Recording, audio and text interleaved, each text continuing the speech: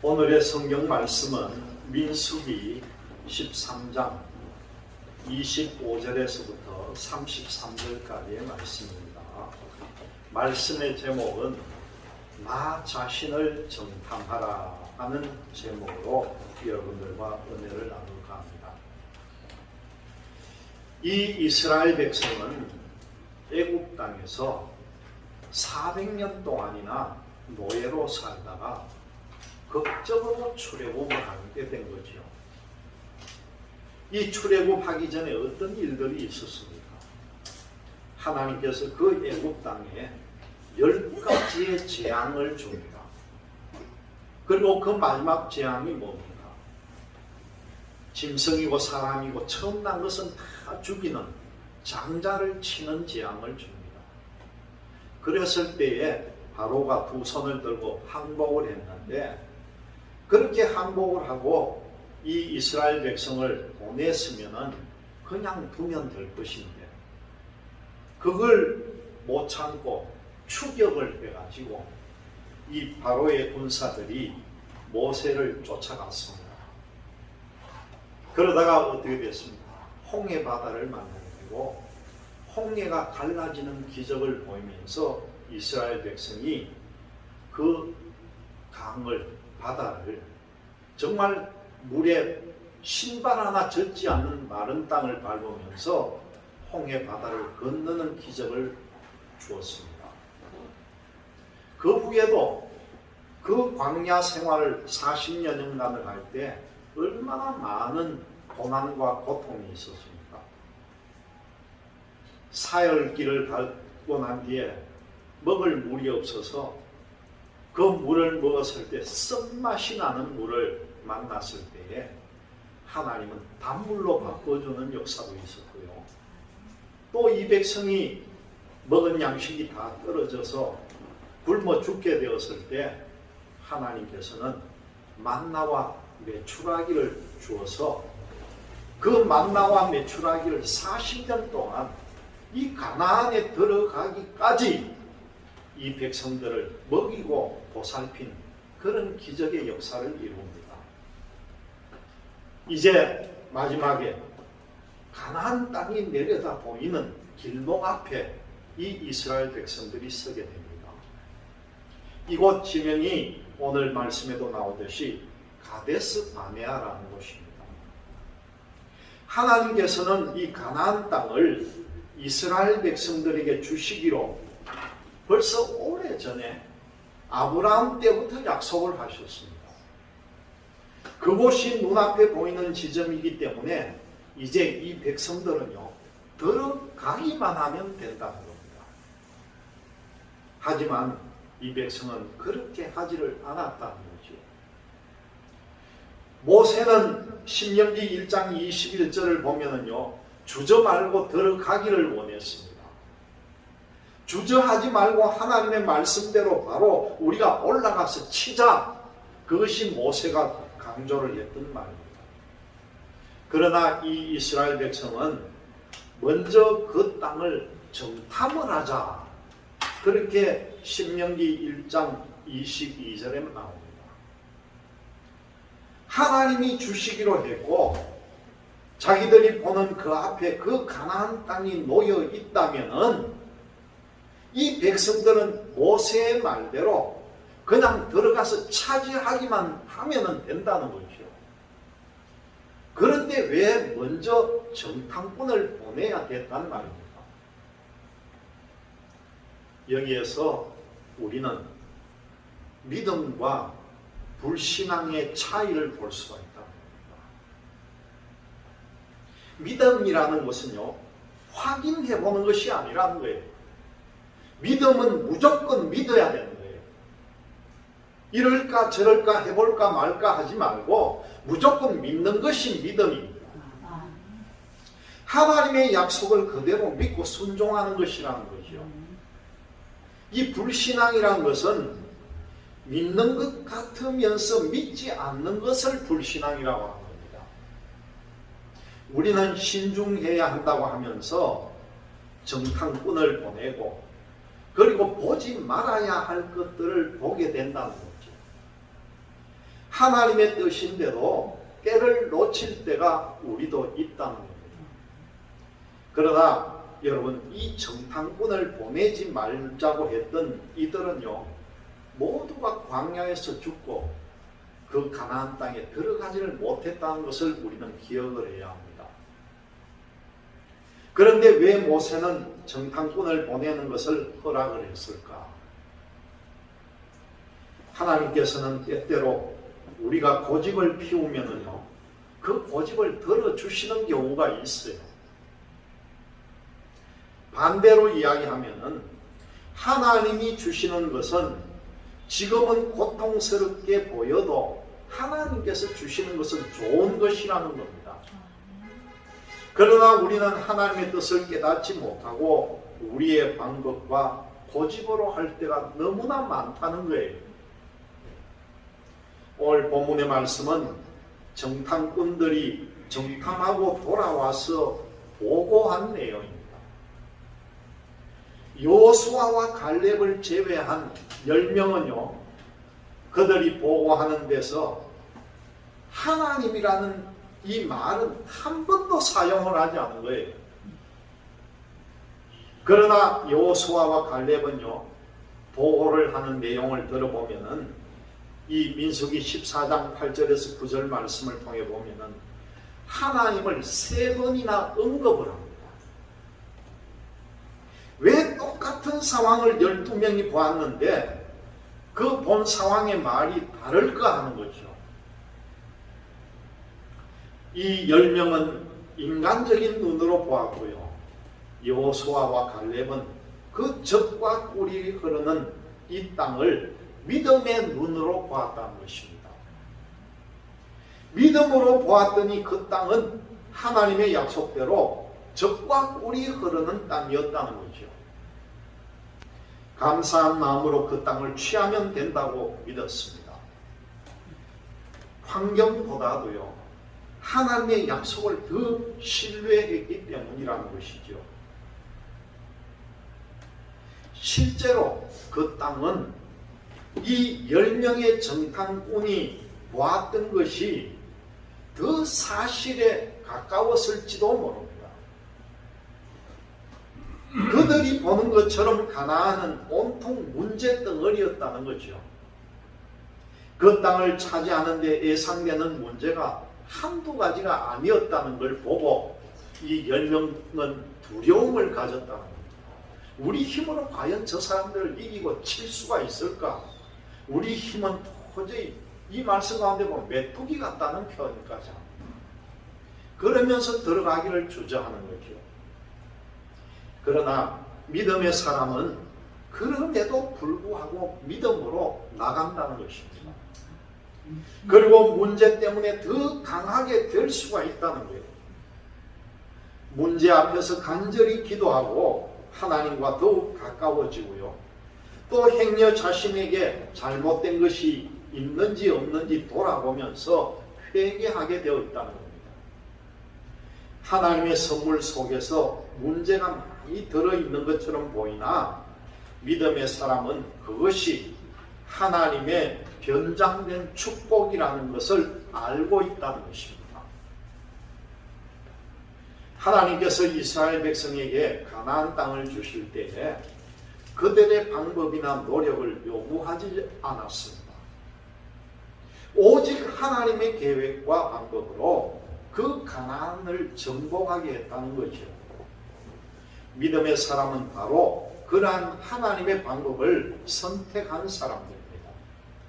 우리도 이 여호수아와 갈렙과 같은 믿음의 사람들이 될 때에 반드시 승리할 줄 믿기를 바라시기를 바랍니다. 이 이스라엘 백성들이 출애굽해서 행진하는 가운데 말씀을 보니까 바란 광야에 진을 치게 됩니다. 하나님께서는 이 모세에게 명령해서 각 지파 중에서 지휘관된 자 한 사람씩을 선정을 해서 가나안 땅을 정탐하라, 그렇게 말씀합니다. 12지파 중에서 한 사람씩 뽑아가지고 그 유능한 사람 한 사람 그 뽑아가지고 12사람을 정탐하러 내보내라는 거죠. 그리고 이 12명이 똑같이 나가가지고 하루 이틀도 아니고요, 40일 동안을 돌아다니면서 자기들이 들어갈 가나안 땅을 돌아보고 몰래 정탐을 하고 돌아왔다는 겁니다. 그런데 이 마치고 돌아온 사람 중에 10명은 이 땅을 육신의 눈으로 보고 판단을 했고요, 이 2명은 믿음의 눈으로 보고 판단을 했다는 겁니다. 여기에서 중요한 사실이 생겨지는 것이죠. 사람이 무엇을 보느냐가 중요하지만요, 사람들이 어떻게 보느냐가 중요하다는 것이에요. 이 두 종류의 사람들이 이스라엘 공동체에 미친 영향은 무엇이었을까? 첫 번째로 보니까 부정적인 사람의 영향력에 대해서 나옵니다. 이스라엘 백성들은 12명 중에 10명이라고 하는 대다수의 사람들이 보고한 그 보고의 내용을 믿었다는 거예요. 그들의 말에는 논리성도 있었고 합리적인 것도 있었지만은 결국은 뭡니까? 이 10명에게는 믿음이 부족했다는 겁니다. 그들은 부정적인 언어를 사용했다는 것이죠. 인제대 서울백병원에 사역하고 있는 이 정신건강의학자인 우종민 교수라는 사람이 감정 전염이 무엇인가에 대해서 이야기를 한 것을 제가 한번 여러분들에게 들려드리겠습니다. 사람의 감정도 전염이 된다는 거예요. 이 우종민 교수가 말하는 내용이 뭐냐고 하면은, 사람의 감정은 전염력을 가지고 있습니다. 문제는 전염되는 감정의 종류들입니다. 즐겁고 따뜻한 감정이 전파된다면 공동체에 큰 유익이 있게 됩니다. 그렇지만 미워하고 화를 내는 분노의 감정이 전파된다면 서로에게 상처를 입히고 공동체는 위기에 빠지게 됩니다. 그렇게 주장을 하면서요, 이 우종민 교수는 뭐라고 하냐면, 분노라고 하는 것은 행복보다 전염 속도가 15배가 빠릅니다. 그렇게 강조를 합니다. 부정적인 감정이 긍정적인 감정보다 15배나 전염력이 강하다는 거예요.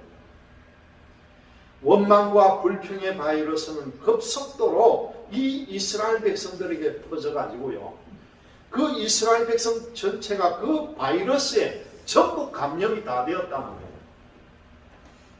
이게 다른 말로 보면은 군중심리 한 가지랍니다. 몇 사람이 확 하고 주장하니까 거기에 휩쓸려 가지고 그 많은 백성들이 확 거기에 쏠려 들어갔다는 것이죠. 그 바이러스에 감염된 사람들의 증상이 4가지로 나타났다는 것인데요, 그것이 뭐냐고 하면은, 여러분들 성경 말씀을 통해 보면은 그 내용들이 순서대로 나옵니다. 첫 번째 보니까 이 백성들이 통곡하는 일이 나옵니다. 울며 불며 통곡을 합니다. 두 번째로 보니까 후회하기 시작합니다. 왜 우리가 이 땅에 끌려와야 되나? 왜 우리를 이 하나님이 이쪽으로 끌고 왔나? 그렇게 후회합니다. 그리고 세 번째로 보니까요, 앞날에 대한 불안한 현상을 토로하기 시작합니다. 불안해지기 시작해요. 우리는 어떻게 될까? 우리는 정말 어떤 환경에 처하고 내 목숨은 붙어 있을까? 그런 걱정을 하는 것이죠. 그리고 마지막에는요, 과거로 돌아가려고 하는 현상이 나온답니다.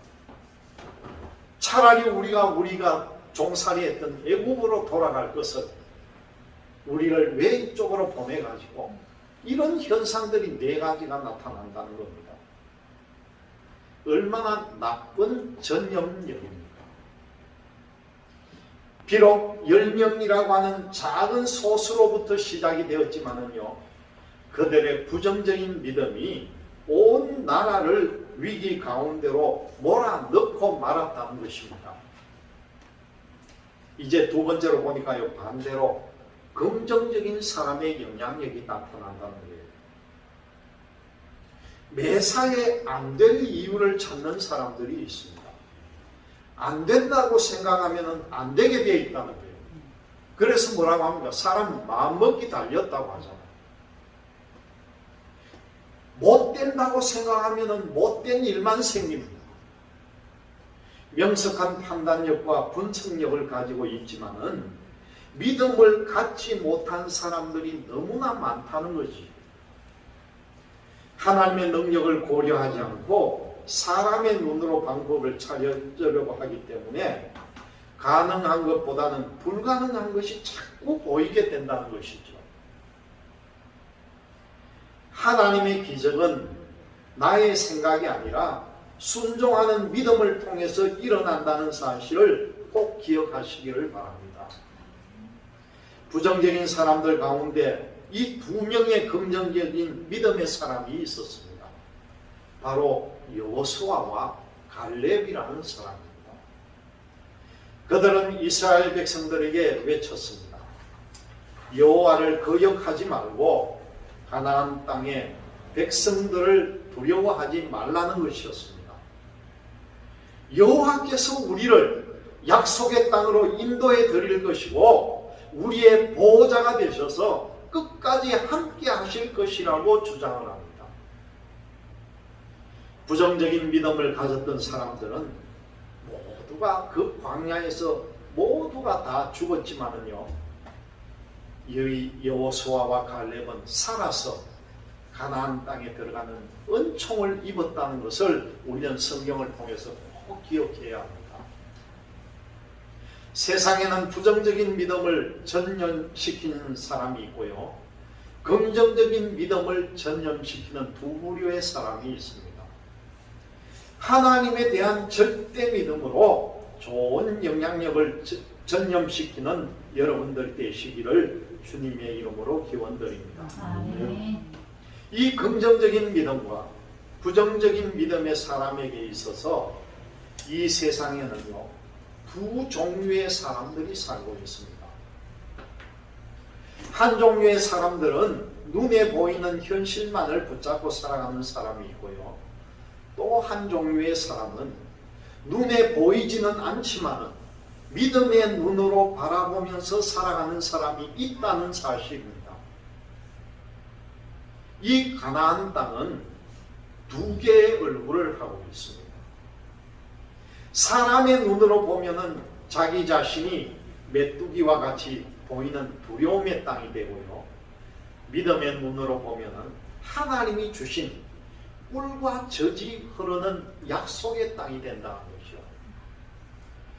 결국 이 가데스 바네아의 사건은 어떤 눈으로 보느냐의 문제입니다. 사람의 눈으로 보느냐 아니면 믿음의 눈으로 보느냐가 모든 문제의 방향을 결정한다는 것이죠. 여러분, 우리가 살아가는 자리는 앞으로 나갈 수 있는 자리이면서도요, 동시에 뒤로도 물러설 수 있는 자리가 바로 우리가 살아가는 자리입니다. 믿음의 눈으로 보고 믿음의 생각으로 생각하면요, 지금 있는 자리는 앞으로 전진해 나가는 자리가 되고요, 사람의 눈으로 보고 사람의 생각으로 생각하면은 지금 있는 이 자리는 뒤로 물러나야 할 자리가 된다는 것이죠. 하나님이 이스라엘 백성에게 요구하시는 것은 이제 너희들이 노예 생활을 400년 동안이나 했었고 이제 노예에서 해방이 되었다면은 하나님의 백성다운 삶을 살아가야 되는 민족이 되어야 되지 않겠느냐, 그것이죠. 애국의 삶을 반복하는 것이 아니라 이제는 하나님의 백성다운 말을 하고 하나님의 백성다운 고민을 하고 하나님의 백성다운 믿음의 삶을 살아가라는 것이 하나님께서 주시는 말씀이라는 거예요.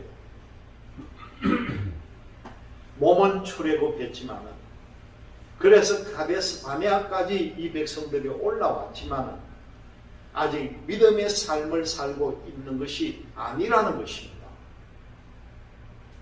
하나님은 오늘 이 정탐꾼 사건을 통해서 우리에게 말씀하시는 것은요, 믿음이 병이 들면은 하나님의 뜻을 이룰 수 없다는 것을 우리에게 가르쳐 줍니다. 좀 좋게 들리지 않을지 몰라도 여러분 잘 한번 생각해 보세요. 사람이 병이 들면은요, 앓는 소리를 합니다. 꿍꿍거리고 앓는 소리하고 아프다 소리를 하는데, 그런데 어느 사람치고 그 꿍꿍거리고 앓는 소리를 듣기 좋아하는 사람이 이 세상에 누가 있겠습니까? 그러니까 앞으로 아파도 앓는 소리 내지 마시기를 바랍니다. 조금은 참으세요. 아이고 죽겠네, 아이고 아파 죽겠네, 못 살겠네, 아야.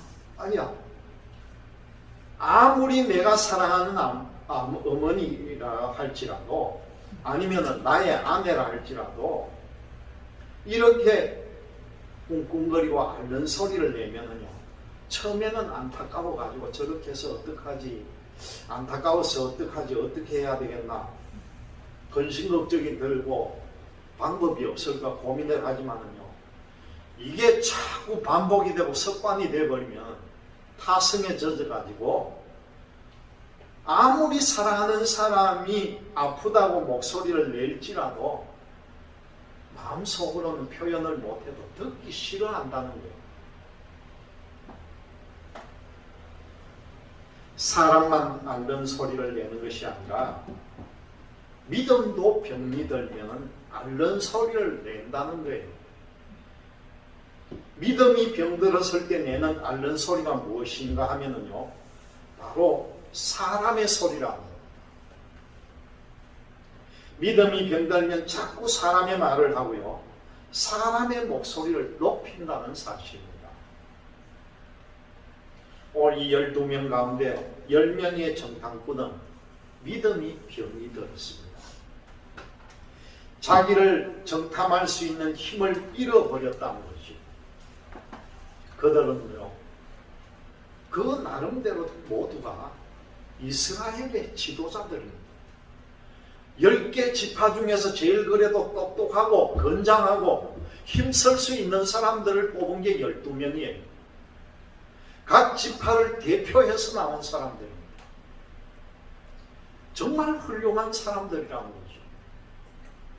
그러나 이 가데스 바네아 사건 이후에요, 이 10명의 사람들의 이름이 성경에 이후로는 전혀 나타나지 않는다는 겁니다. 이 시대는 훌륭한 사람이 필요한 것이 아니라요, 잘 들어보세요, 위대한 지도자가 필요한 것이 아니라요, 믿음의 사람이 필요하다는 겁니다. 여러분들 모두가 이 믿음의 사람들이 되시기를 바랍니다.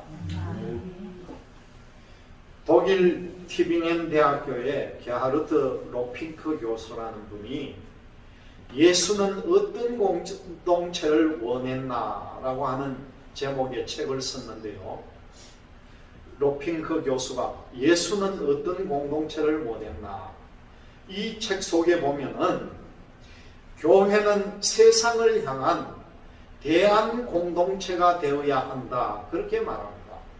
이게 쉽게 말하면 무슨 말입니까? 세상 사람들이 이 세상에 어떻게 이런 공동체가 있느냐, 그리고 사람들이요, 세상에는 이 교회밖에 없네, 이런 마음을 가지게 해야 된다는 거예요. 이 교회가 앞으로 지향해야 될 것이 세상을 품어야 된다는 거예요. 세상 모든 사람들이 교회를 바라보는 눈이 이 세상에 교회밖에 없어, 교회 가야 돼, 이런 마음을 심어줘야 된다는 거예요. 우리가 이 마음을 심도록 노력을 해야 한다는 거죠. 교회는 세상을 향하여 다른 세계가 있다는 것을 보여주는 교회가 되어야 합니다. 여러분, 스데반 집사가 죽을 때에 그 옆에 누가 있었습니까? 사울이라고 하는 청년이 스데반이 돌에 맞아 죽는 모양을 그 옆에서 지켜보았잖아요. 나중에 회심해서 바울이 고백하는 내용이 뭡니까? 자기가 본 그 현장, 스데반이 화는 웃고 돌에 맞아 죽어가는 하나님을 향해 가는 그 모습을 보고 자기가 회심할 수가 어떻게 없었겠느냐.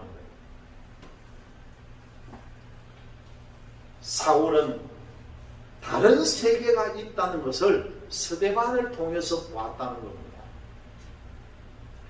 죽음의 두려움 앞에서도 자기를 정탐하고 믿음의 길을 선택했던 이 스데반과요, 오늘 말씀에 나오는 여호수아와 갈렙같이 믿음의 세계를 증거하면서 살아가는 주의 사람들이 모두 되시기를 주님의 이름으로 기원드립니다. 기도하겠습니다.